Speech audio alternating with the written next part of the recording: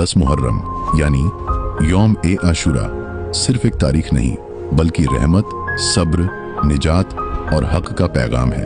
कहा जाता है कि इसी दिन एडम अलैहिस्सलाम की तौबा कबूल हुई, इसी दिन नूह अलैहिस्सलाम की कश्ती तूफान के बाद किनारे लगी, इसी दिन इब्राहीम अलैहिस्सलाम को आग से निजात मिली, इसी दिन यूनुस अलैहिस्सलाम को मछली के पेट से छुटकारा मिला और इसी दिन यूसुफ अलैहिस्सलाम अपने वालिद से मिले।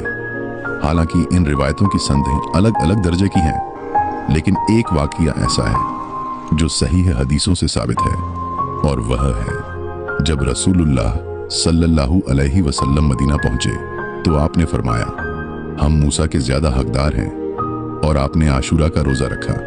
फिर आपने फरमाया, मुझे उम्मीद है कि आशूरा का रोजा पिछले 1 साल के गुनाहों का कफ़ारा बन जाएगा, और अपनी उम्मत को भी इसकी तरगीब दी।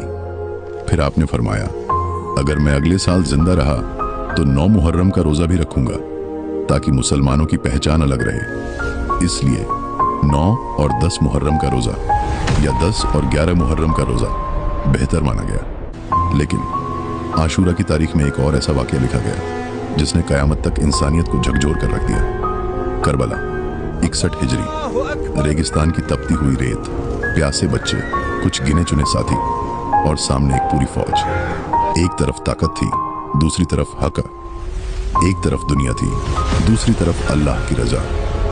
और उस दिन हुसैन इब्न अली रसूलुल्लाह सल्लल्लाहु अलैहि वसल्लम के नवासे ने पूरी दुनिया को यह सिखा दिया कि जुल्म के सामने सर झुकाया नहीं जाता।